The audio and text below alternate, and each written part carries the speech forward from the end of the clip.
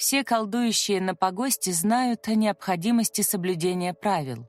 Безопасное соприкосновение с территорией смерти требует практически дворцового регламента реверансов и в первую очередь символического проявления уважения к силам, которые охраняют погост.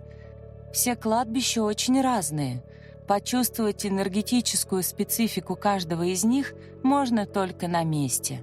Есть среди них тянущие.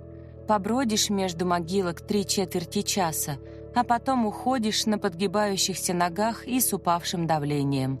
Кстати, на таких погостах обычно приятнее всего ощущаешь себя в самом начале. Контакт с ними похож на свидание с вампиром. Сперва нежное дыхание на твоем лице, ощущение полного принятия, ласковые объятия мертвенного холода, особенная сладость, точно одуряющий запах самбака. А потом и не заметишь, как эта пронзительная нежность заберет все твои силы. Такие погосты очень хороши для колдовства. Восприятие расширяется, внимание становится острым, как у первобытного человека. Это пространство живое, хотя, наверное, странно применить это слово по отношению к месту, где спят мертвецы.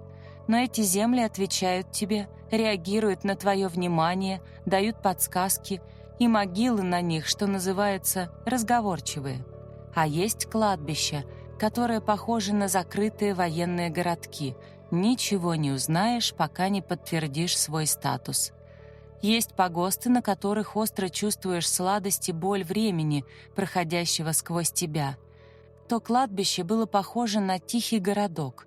Оно и находилось на самой обочине такого. Приволжский живописный старинный городок, в который я приехал развеяться на выходные. У меня не было никаких специальных колдовских целей, просто хотелось простора полей, теплой Волги, уютного колокольного перезвона, медленной жизни. Я всегда чувствую их близость, как будто бы внутри меня встроен локатор, который показывает направление, где сосредоточена некротическая энергия, где находится этот массив мертвецов. Вот в том городке во время праздной вечерней прогулки я вдруг почувствовала знакомый холодок, вибрирующий в груди. Я пошла на его зов и пришла к старому просторному погосту, заросшему тополями и липами.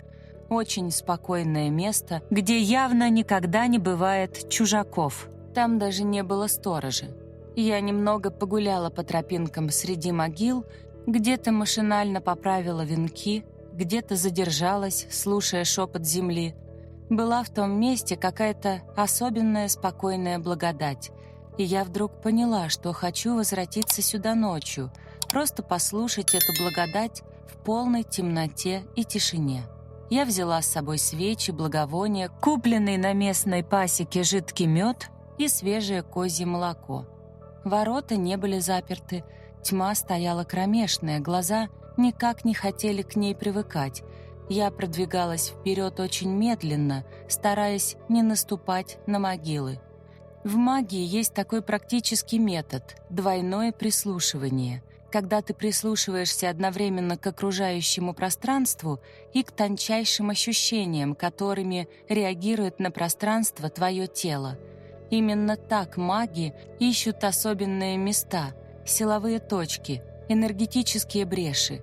Ты становишься абсолютно пассивным и позволяешь пространству словно вести тебя в танце. Твой ум ясен, твое внимание острое, но ты никогда не позволяешь своей воле затмить то, что происходит вокруг. Тогда и лес, и погост, и поле сами тебе помогать начинают.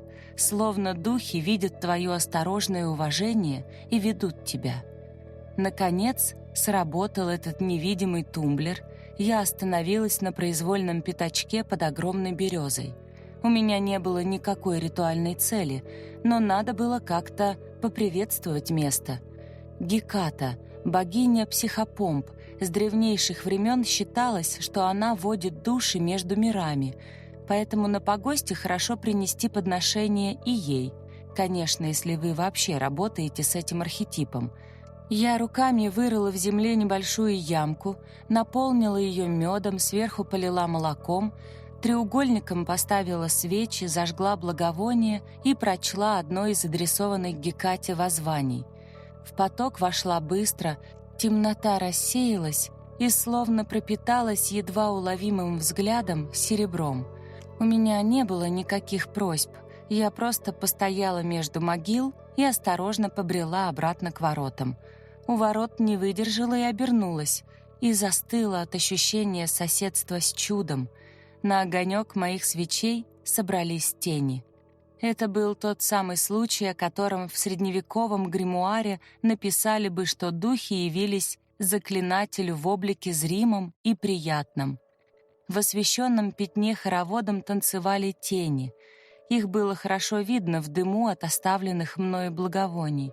Это было так красиво, легко, светло и просто, что от переизбытка нахлынувших чувств я едва не расплакалась.